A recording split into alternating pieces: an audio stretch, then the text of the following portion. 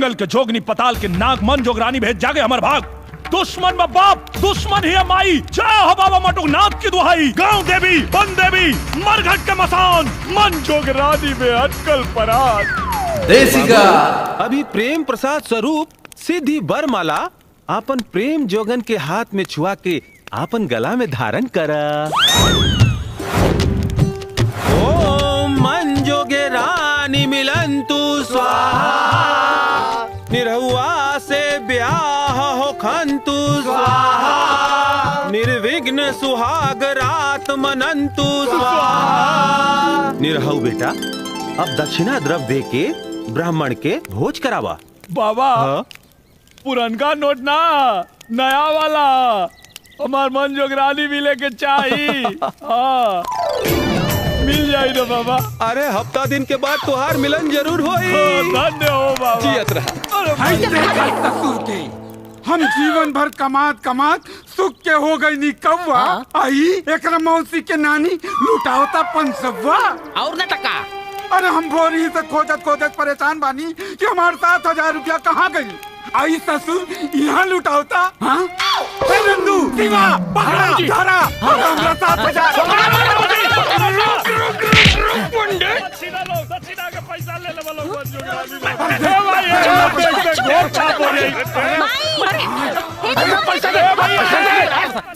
देख ना। अरे वो तो हम देखता नहीं रे। कौन खेला खेलता, कौन तो तरम कई बारे। फेंक भाई फेंक।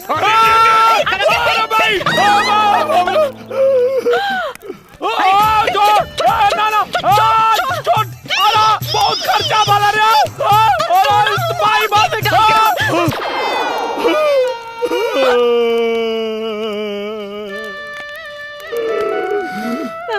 हमार जोगरानी।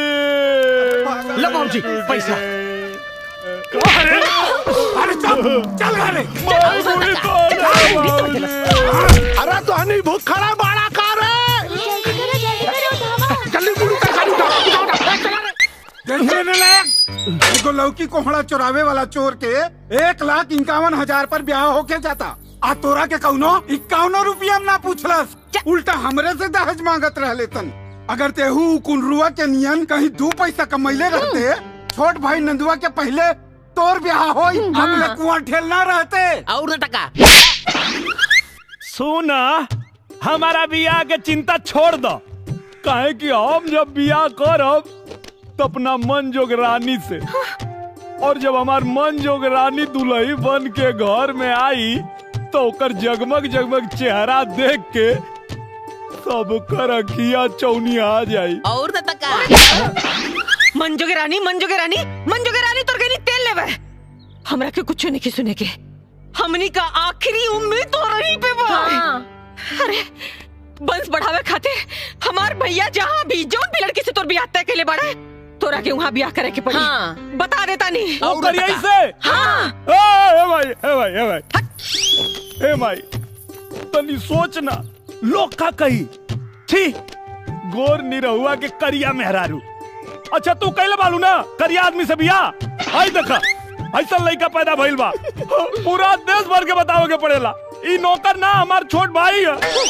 ए भाई तनी सोचना, जब करिया करिया नाती पोता तोरा आगे पीछे झूलिए सा तो लोग का कही तोरा मुंह में करिखा पोता जाए। और न टका। मुहे में करिखा पोत के रहब, बाकी हमार बस तो आगे बढ़ी। एक बार कह देनी कि ब्याह करबे तो करबे, ना कर ना करबे ना करब तो ना करब। जगरे मन में सबर के आगी, ओकरा भाग एक दिन जागी। अरे हम हो भुक्कड़ हैं, हम हो दलितदार हैं, लेकिन एकर का मतलब है कि जहाँ मिले छूट वहीं लूट। हाथ हटाओ। अरे सबर रखा तो हनी के राज कराई गद्दी पे, राज कराई बात। अपना तो गबर गबर ठूसा तारा और एकरी के कहा तारा कि सबर रखा सबर। अरे अपनो सबर रखे होता, 5 को निकाल देला और छठो के ठूस देला। हाँ, अपन तो पूरा जिंदगी में कुल लुटा देला, एकरी के लगे लुटावे के भी कुछ नहीं खेबा। हाँ, जेब में भूजी भांगना और चले लन आइट के टेंगड़ा यादों कहीं के। अरे दुर्भाग्यवान, गुस्सा काहे हो तारू? इन्हान का सितारा बुलंदा। ये सब राज करिए राज। हाँ राज करिए। हाँ अभी आपस सपना के ना आगे में झोंक दा, अब कुछ ना होई। काहे? काहे से कि निरहुआ के बिया होता बिया। पूरी तरकारी खाए के मिले। पगली इन्हान के काहे डाटा थी रे? पहला बात तो ही कि निरहुआ के अपन बिटिया दी के। और अगर कहीं धोखे से होकर बिया हो गए तो जैसे निरहुआ के दोनों भाइयन के दवाई खिया के नपुंसक बना देनी, वैसे ही निरहुआ के दवाई खिया के नपुंसक बना दे।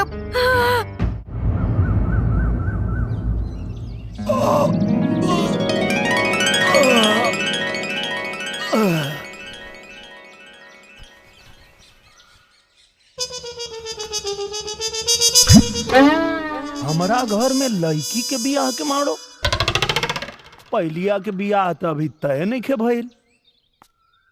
यहाँ के कर बियाह होता? तोहरा मेहरारू के। अच्छा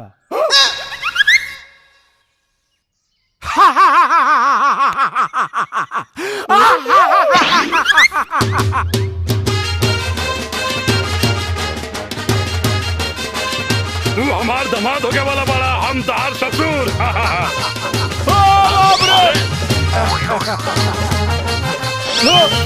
भैया जाए दो भैया। आओ देखा पंडित जी पकड़ा गए। देखो लोग एक एक के फांसी पे चढ़वा दे, जबरी करवा लोग ता। ए माई, अरे देख जबरी करे तारे सरे। ए माँ निमिया की डार मैया नावेली झूलुआ की झूलिया मैया मोरी गावे।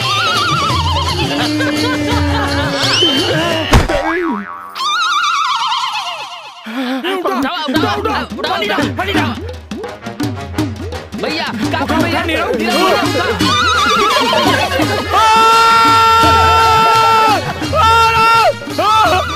हमरा से जबरदस्ती मत करा लोग, अब जुलूम होता। चला लंडू और न चला। हाँ माई, अरे बस तो बड़ी ना, ये बुलडोजर से तोर बेटा चपा के मर जाई भाई।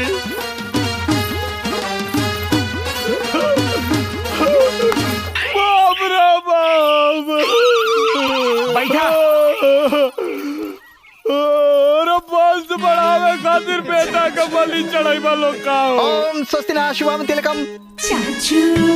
ओम मंगलम भगवान विष्णु मंगलम गरुड़ध्वजा। पहले 7 फेरा के 7 वचन ले ली। हाँ। एकरा कोई भरोसा नहीं खे, ये कुल रस्म बाद में होत रही। हाँ तईला वर वधु फेरा खातिर खड़ा हो जा।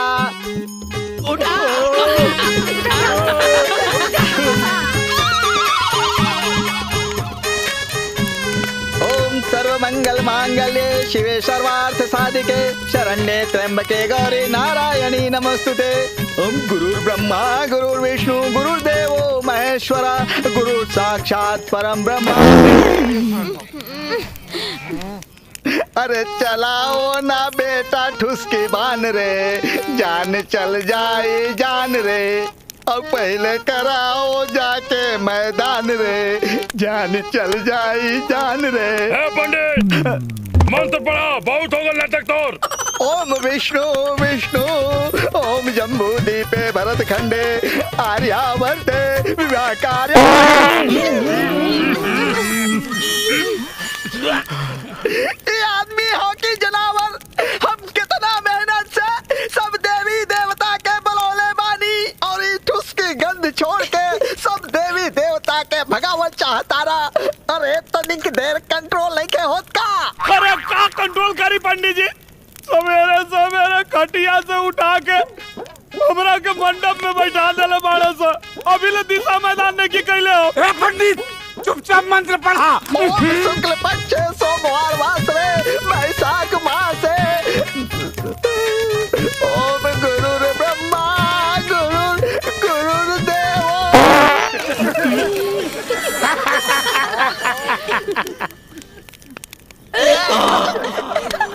अरे भैया हमार छोट छोट बच्चा बा,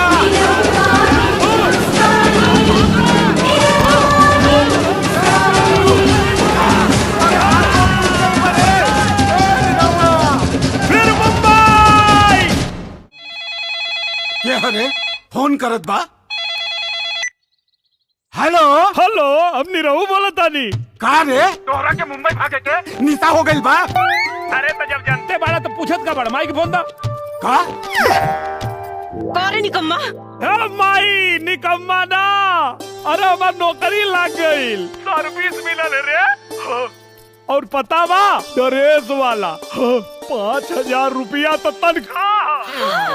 5,000? हेलो, कट गई जी। हमार बेटा 5,000 की नौकरी करता। 5,000 की नौकरी। 5,000?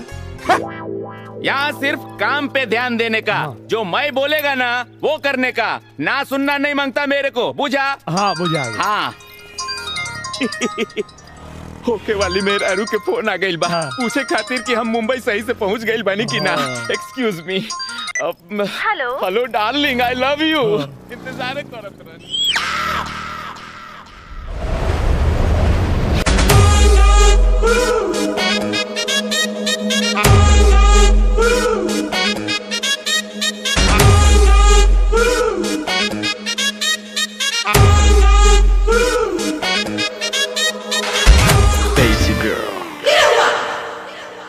क्या? ओए, मुंह क्या देख रहा है? बोल दे। अबे दे। अरे अंकल बोल तो दो।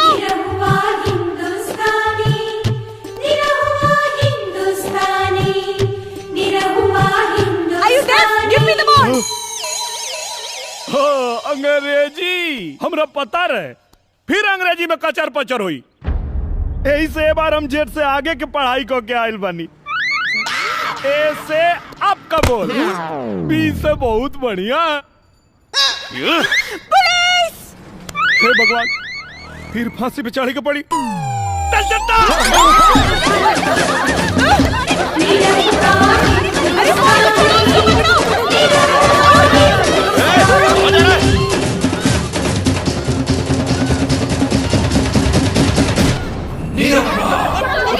उधर जाओगा। Come on! सिद्धि विनायक भी घुमा देव, माउंट मेरी भी दिखा देव, और हाँ एलिफेंटा गुफा भी दिखा देव, महालक्ष्मी मंदिर भी दिखा देव, और लास्ट में चलल जाई जुहू चौपाटी पे। ओजा सब लोग मिलके ना किसी किसी खेलेला, एगो हिजा से किसी भेजा ना, जल्दी से मजा आ जाई। प्राइवेट बात ध्यान से नहीं सुनने का, कान में टेपा लगा लेने का। चलो सब सुन लिया। दिलवा ले गईलू रानी बोतल में भर के, कहाँ चल गईलू हमके दीवाना करके। देसिका दिलवा ले गईलू रानी बोतल में भर के। मैडम जी आओ तरी, जल्दी से गेट खोलो, सलूट करो, और गेट खोल के जल्दी से सलूट तान दो। हाँ। देसिका अरे बाप रे, हम तो अपना मन जोगे रानी के निगरानी में लागल बानी।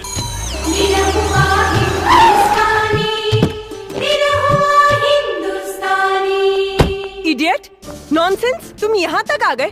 तुम्हें यहाँ रखा कौन? गुड मॉर्निंग मैडम जी, क्या हुआ? इस बदतमीज को अभी के अभी यहाँ से निकालो, राइट नाउ। लेकिन मैडम जी इसने किया क्या है? इसने मेरे साथ बदतमीजी की और सबके सामने मेरी इंसल्ट की।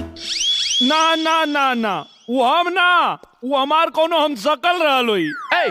ये नया क्या पैतराबाजी सिखा रहे हो? साफ साफ खुल के बताओ। हाँ। गुड्डू सर, तू हमारा पे भरोसा नहीं करत। अब गांव से लेके यहाँ तक तुम्हार पोंछ पकड़ के नहीं मर दे, एक सेकंड खातिर तो से दूर ना भइली, और तू हमार भरोसा नहीं करत। हाँ मैडम जी, ये एकदम सही कह रहा है। ये गांव से तो हमरा संगे संगे इधर आया है, एक को मिनट एने सोने गया नहीं। एकदम सही कह रहा है, नौकरी कसम। तुम झूठ बोल रहे हो ना? ना, माई की कसम खाला, भरोसा नहीं को। माई कसम, ये बिल्कुल सही कह रहा है। हाँ भाई, भरोसा माई की कसम क्यों झूठा खा सकेला का? Shut up! अरे सोटे के कहतारी। चुप रहे खातिर कहतारी। सॉरी मैडम जी। जय हिंद। एक शक्ल के दो आदमी। जय भारत।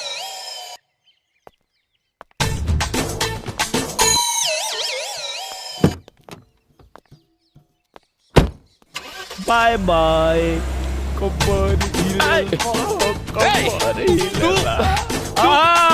सही मुझे तारा का ये तो बाड़ी हमार बन जोग रानी तो आदमी बाड़ा के पैजामा तारा मालूम बा कि तू का कहता रे?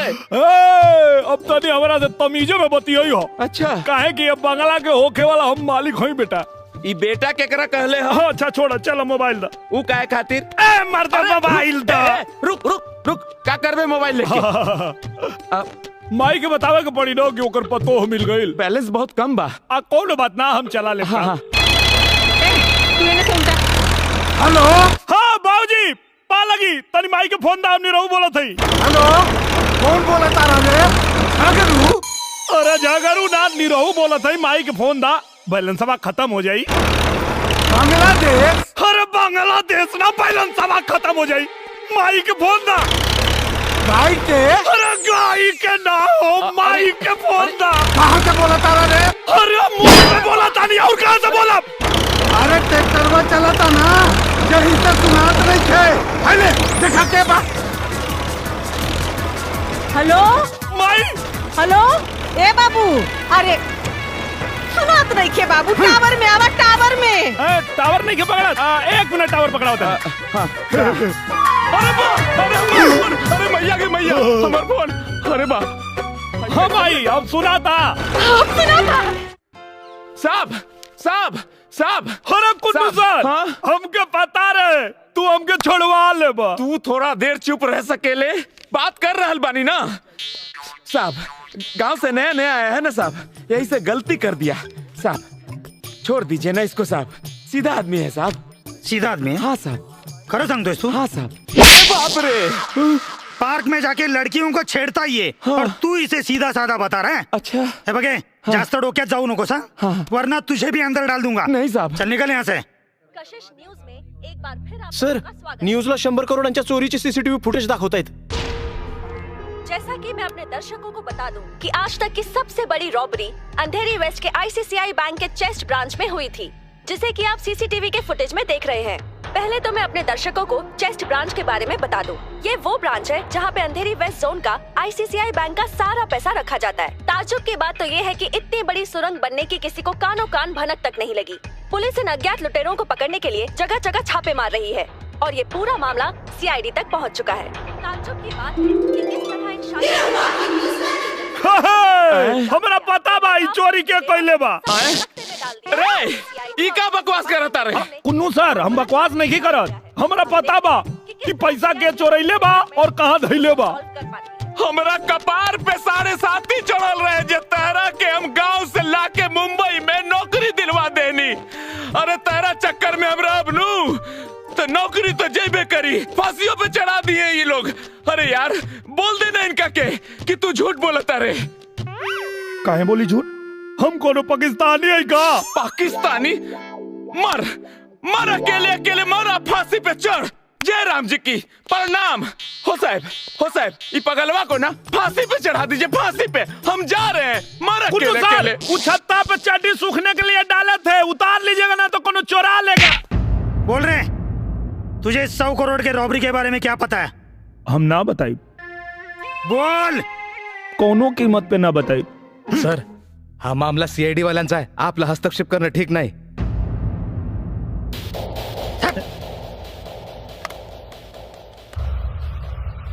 सर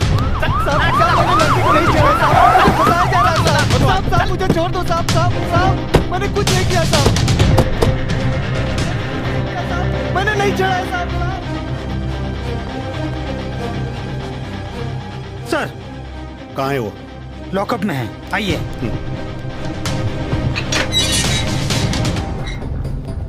ये रहा। तू क्या जानता है उस 100 करोड़ के बक्से के बारे में? बक्सा वो तो हम बता दे लेकिन हमारे को शर्त बा। तू हमारे सामने शर्त रखेगा? Not now. सॉरी सर। सीधे सीधे बता चार चोर कौन है? काहे मरले हैं हम ना बताई। नहीं बताएगा? ना बताई। नहीं बताएगा? तेरा तो बाप भी बताएगा। पुट him in the torture room. टारज 12 लोग चाहे मोमबत्ती जोले हमार शरत ना मन लोग तोले ना बताई। जाओ बजरंग बली। दुर्गा माई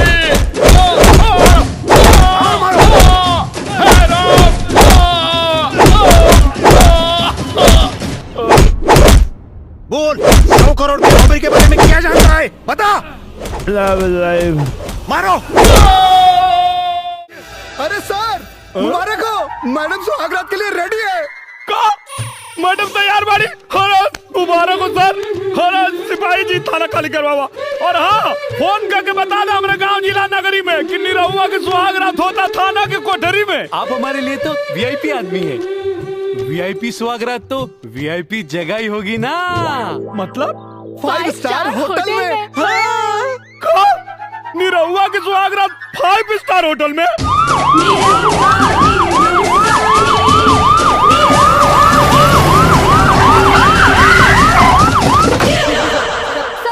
सर आपने कभी सोचा था कि आपकी सुहागरात 5 स्टार होटल में होगी?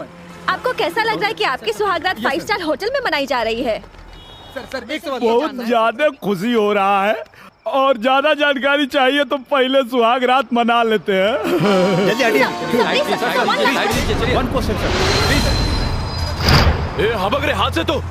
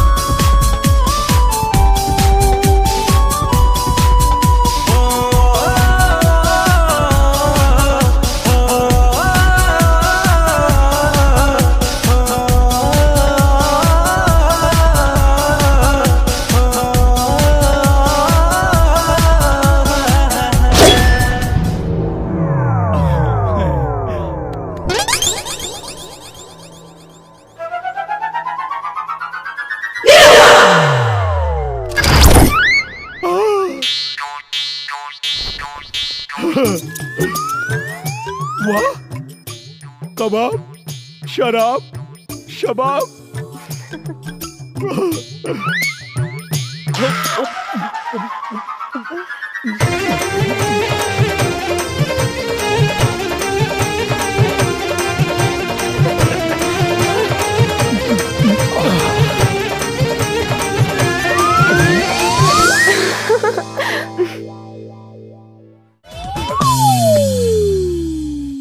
सोना जल्दी से आ जा ना।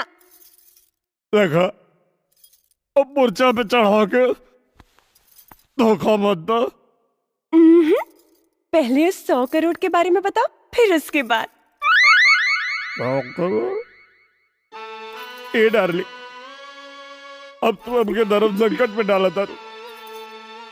इसमें धर्म संकट में आने वाली कौन सी बात है? अब मैं किरण बलराज खन्ना नहीं, किरण निरहु यादव हूँ। तुम मेरे पति और मैं तुम्हारी पत्नी हूँ। सर लगता है लाइन पे आ रहा है। और पति पत्नी के बीच में कोई राज नहीं रहता। हमरा के पते नहीं के का बताई, हमें के कैसे समझाई कि हमके खुदे नहीं पता। हम खाली बियाह करे खातिर कुछ झूठ बोले रहे। क्या सोच रहे हो? कुछ बोल क्यों नहीं रहे हो? सुसु करके आवा था।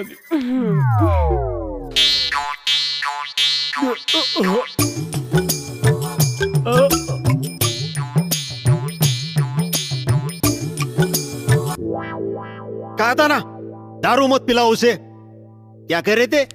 16वीं विद्या है, अब मुतवाओ उसे। इडियट। मिस किरण खन्ना, ठीक है ना भाई जी? हाँ। Bungalow number 203, Palm Spring, Goregaon West, Mumbai 104। Nirua, court का नोटिस।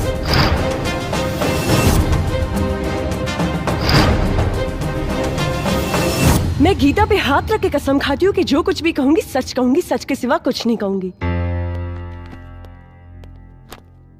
हाँ तो Mrs Kiran Yadav. Excuse me, Kiran Yadav नहीं, किरण खन्ना हूँ। किरण खन्ना तो आप पहले थी। मेरे मुवक्किल से शादी करने के बाद आप किरण यादव हो गई है ना। लेकिन मैं इस शादी को शादी नहीं मानती। Point to be noted milord. अपने पूरे होश और हवास में अपनी मर्जी से शादी करने के बावजूद ये कह रही है कि ये शादी को मैं शादी नहीं मानती, जबकि इसका पुख्ता प्रमाण ये है, ये मैरिज सर्टिफिकेट।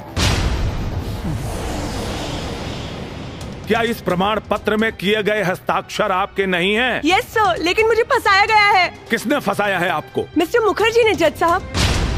मिस्टर मुखर्जी को कटघरे में बुलाया जाए। नहीं नहीं जज साहब, ये शादी तो इन्होंने अपनी मर्जी से की है, जिसके गवाह है इनके दोस्त मिस्टर रॉकी। हाँ तो बताइए मिस्टर रॉकी, क्या आप इनको जानते हैं? Yes, she is my girlfriend. Girlfriend? अगर ये आपकी गर्लफ्रेंड है तो आपने इनकी शादी मेरी मुवक्किल निरहुआ कुमार यादव से क्यों करवाई? मतलब आप नामर्द हैं। क्या बकवास कर रहे हैं आप? मैं मर्द हूँ। आप नामर्द हैं? मैं मर्द हूँ। आप नामर्द हैं मिस्टर रॉकी। जज साहब, इनको पता नहीं है मैं रोज सुबह 2 लहसुन खाता हूँ। इसीलिए आपने अपनी गर्लफ्रेंड की शादी मेरे मुवक्किल ये देसी मर्द निरहुआ कुमार यादव से करवाई। ये सच है या नहीं? जज साहब, मैंने इस वजह से थोड़े ना शादी करवाई। तो किस वजह से करवाई है? मिस्टर मुखर्जी के कहने पे। मिस्टर मुखर्जी ने कहा कि मैं किरण को 1 करोड़ रुपए दूंगा।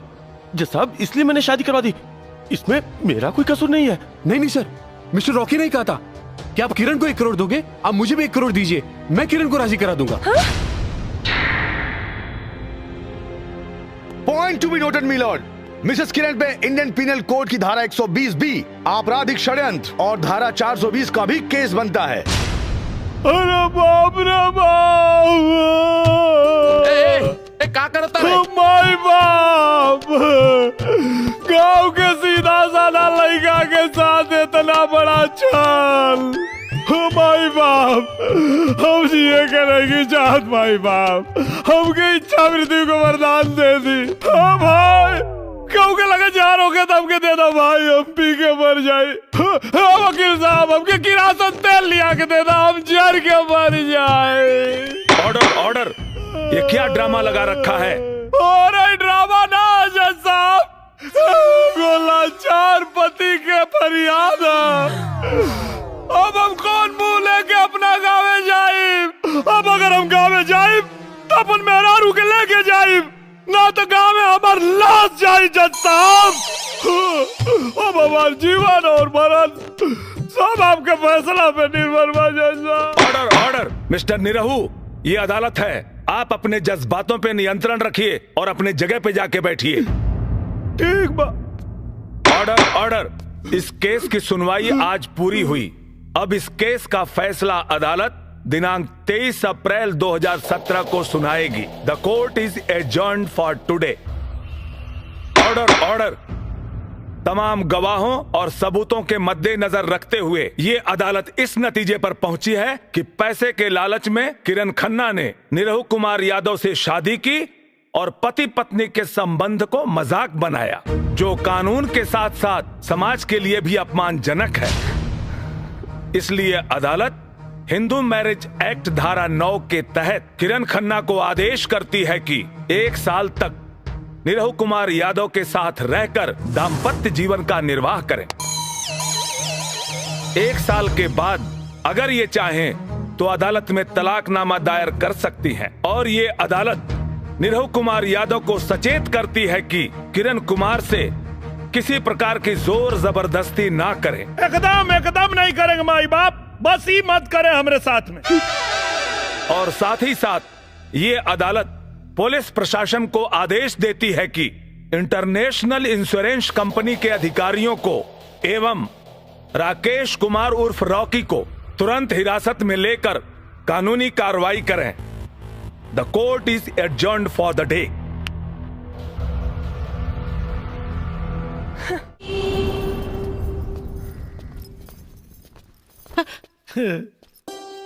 अरे बेटा, कितना दिन बाद तोरा के देखा थी बचवा। प्रणाम चाचा जी। कार कुनरवा बढ़िया कैलिस की नलायकों के मुंबई में नौकरी लगा देली।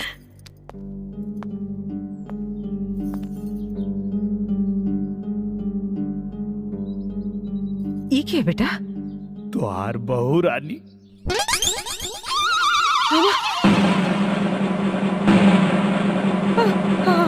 हमार बहू रानी। अच्छा नहीं, अच्छी है, बहुत अच्छी है। अरे बड़को छटको कहाँ पड़ी? आवा जल्दी से रे, हमार पतो बहू रानी आइल बाड़ी। अरे भौजी। भाभी। अरे हम तोहर देवर है।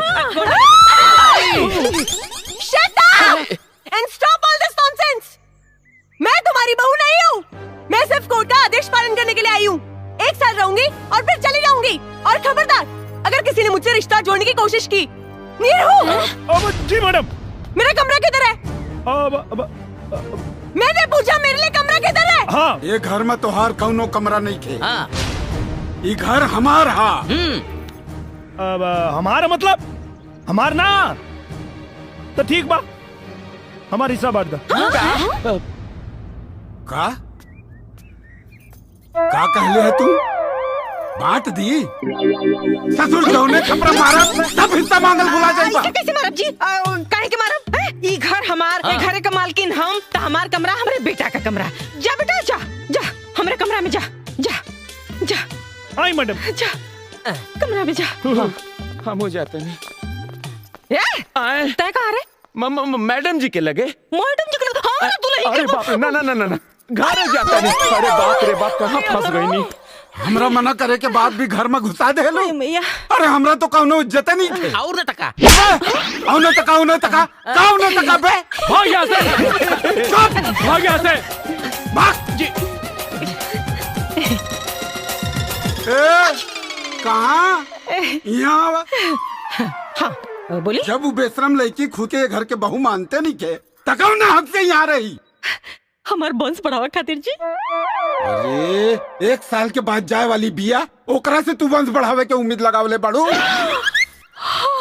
इतना बड़ हो गई नी, इहो नहीं के पता कि लड़का होके खातिर खाली 9 महीना चाहेला, सालों भर ना। अरे जब उन्हीं रहुआ के अपन पति मानते नहीं थे, तो 9 महीना आपका 9 साल में भी कुछ ना होई। काहे ना होई जी? कैसे ना होई? जरूर होई। एक बात बताई, जब हमार लड़का वो शहरी लड़की के मुंबई शहर से उठा के गांव में लिया सकेला, तो अपने छोट बच्चन कमाई काहे ना बना सकेला? जरूर बनाई जी, हमरा के अपना बेटा पर भरोसा बा। देख ले भाग यहाँ से। देख ले।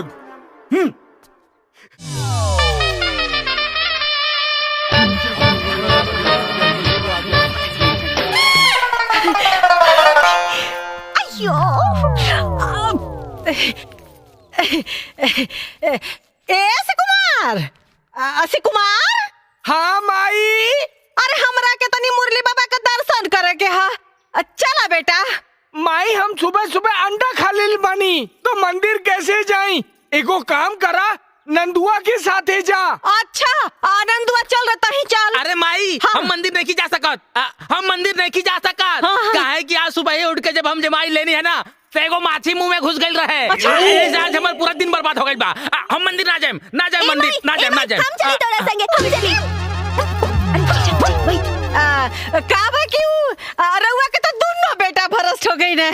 अगर रउआ भ्रष्ट ना होखी तो हमरा संगे मंदिर चलो। ठीक है तो चल।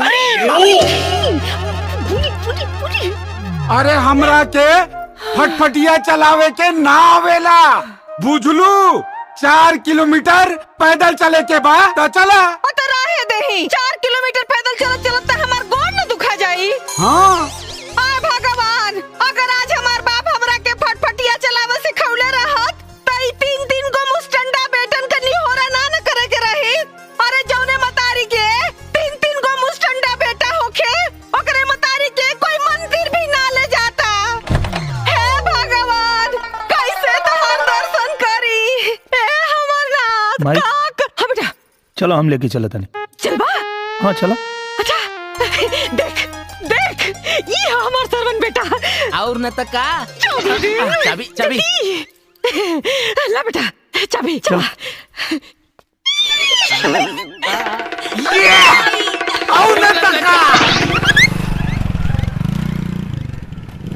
ला आ गई मंदिर।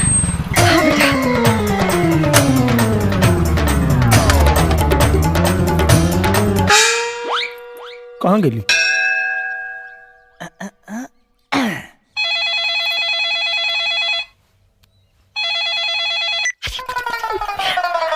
हेलो हाँ बेटा, अरे हम तो बड़का मुसीबत में फंस गई। अरे बेटा हमरा के तई लोग बंधक बना ले बा। अरे बेटा अरे बाप रे, अरे तेरी जान बचा दे रे बेटा। अरे हम भाई। जान से गई।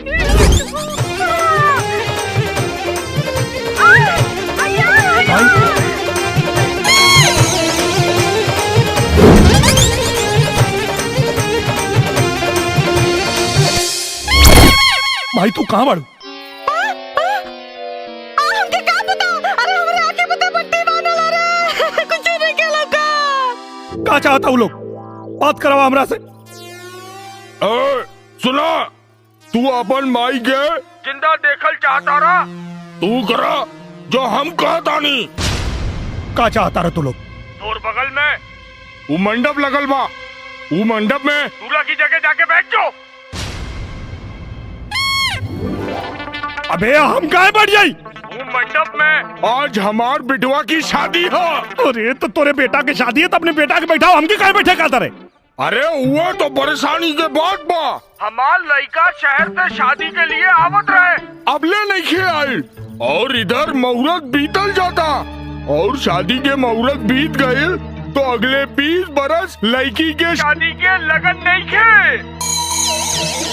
ऐसे लड़की वाला हमार मेहरारू के बंधक बना ले बा और अगर मुहूर्त बीत जाए हमार मेहरारू के गोली से मार दे। ऐ खातिर जब तक हमार बिटुआ नहीं खिया तू दूल्हा बन के बैठ जाओ। अरे हम बैठब तो लोग के पता ना चली कि हम दुल्हन आई। तू होकर चिंता मत करो, वो लोग कुछ ना जान पाई है। वो कहा है कि लड़की वालन हमार बिटुआ की शक्ल ना देख ले। हाँ देखा तू लोग सही नहीं करत। अभी सही गलत सोचे के समय नहीं खे, फिर कुछ समय के बाद बा तोर छठा फेरा होते हमार बिटुआ आ जाई। सुना, कुछ गड़बड़ कैला तो अपन माई की जिंदगी से हाथ धो बैठ में। चुप बुढ़िया चुप। चला माई चला चला चला। पंडित जी दूल्हा बाबू आ गए। जल्दी जल्दी ब्याह करावा।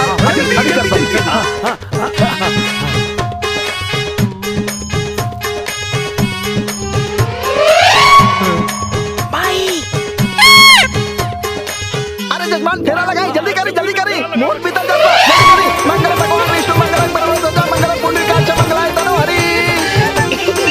अब आगे चली जल्दी करी। हाँ जल्दी करी। मंगलम भगवान विष्णु मंगलम परमोदम मंगलम पुंडरीकाक्ष मंगलाय तनो हरि। ओम सर्वमंगल मांगल्ये शिवे सर्वार्थसाधिके शरण्ये त्र्यंबके गौरी नारायणी नमोस्तुते। मंगलम मस्तु। ई ली जजमान सिंदूर दान करी। अरे जजमान जल्दी करी। हम सिंदूर दान ना करब। जजमान रहुआ कहीं ना।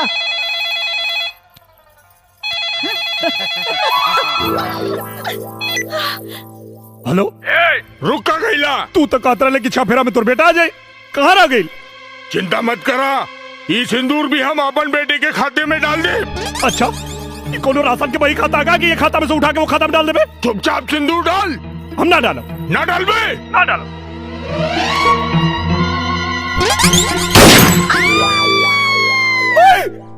अब अभी तक तो जीवता नहीं बेटा, बाकी आगे के जिंदगी का कोनो भरोसा ना।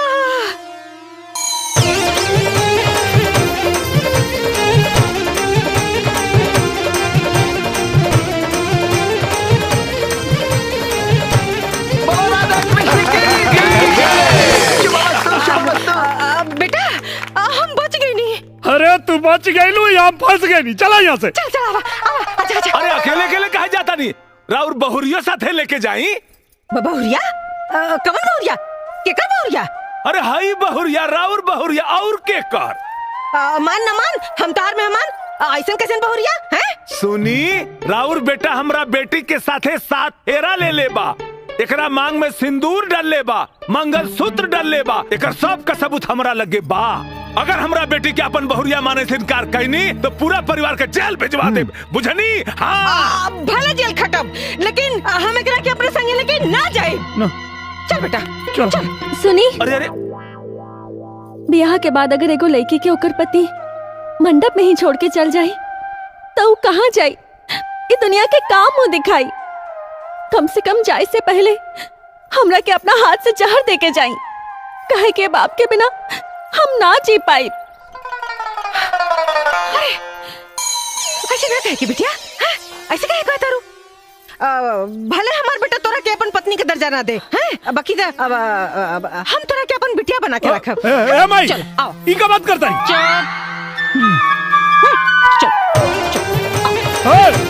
अरे अरे भाई, अरे बड़को, ए छोटको, अरे कहाँ बड़ू हो? आवा लोगन दौरा लिया बा, आरती लिया बा, पतो आइल बिया हो। अरे पतो का सच्चात ना चुनी, ये ना चुनी। तू बत उतरा, अभी बैठल रहा है। निमिया की डारी। अब बेटा पतो नहीं है, बियाह कैला हा, मांग टिकला हा, तब बेटा कुछ रस्म रिवाज ना होई त असगुन ना हो जाए, हैं? निमिया की माई, ये सब इतना जल्दी कैसे रे? अरे इतना जल्दी का जरूरत रही है के? अब तू लोग के पता नहीं लगा कि भुजिया होते नहीं ना? अरे भाई, हम रंगोली फेंके जाते नहीं, वैसे हमरा हाथ में बा। अच्छा अच्छा। हाँ माँ जी, हम तो ये तो दौरा छत पर डाले जात रहनी हो और ये जात रही हो पूजा करे, यही से इनके हाथ में बा। हाँ। निमिया की डारी। माई ई के है? अरे काको कुछ नहीं रे, अरे मिठाई मिठाई क्या? हमार पतो आइल बिया। पतो?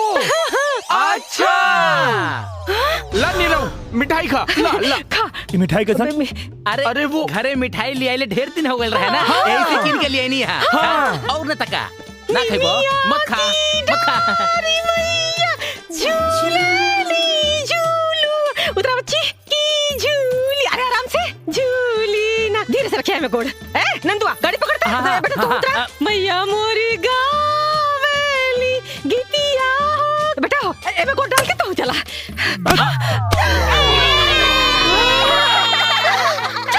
भाग यहाँ से। झूली झूली ना भैया के भाई। चाचू बढ़िया कहले बेटवा, दूसर बिया के ले ले, बहुत बढ़िया। पता नहीं कि इतना मेहरारू कहाँ से मिल जाली हो, जहाँ जाला एगो उठा के लिया वाला। निमिया के अब आई मजा। ये तो पेशाब है रे, क्या रे? अरे तो नहीं बाप पर, अरे बापा पे काहे मुंह तारे रे? अरे नीरव भैया दूसर की भौजी ले आइल बाड़े ना, ऐसे मुंह तेलस ना, वो भी दुगुना। अरे तो इन रहुआ जब जब भी आ करी तब तब मोर लइका मुती है का मोरे ऊपर और न तका। अरे रुका तो नहीं के बताओ थी हम। अम्मा जी, सुहागरात हमार ह, लचाए के बिराए के हमरा के चाहिए, तब रहुआ काहे लचाता नहीं? अरे बकलूले बाड़ू का एकदम से उठैनिया घर में भी है ना, अगर सामने होकर छाया पड़ गई ना तो बन लोग काम में बिगड़ पड़ जाए। चल हाँ चल।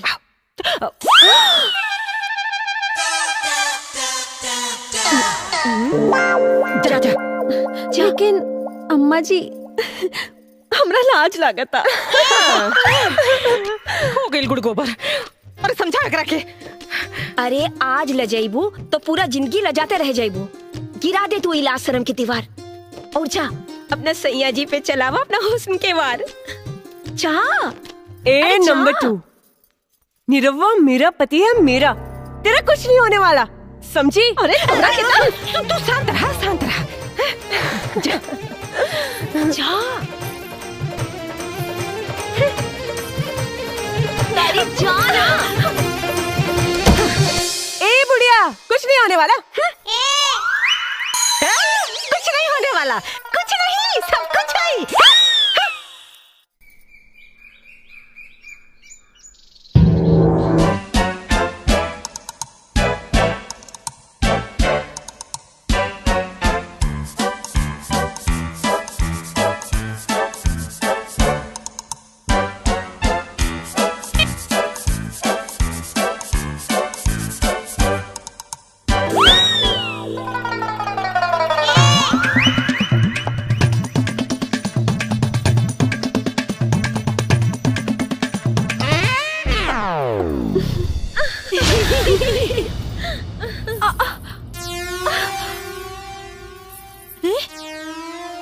दीदी लागत बना कि इनके एक ही रात में हालत खराब हो गई भाई।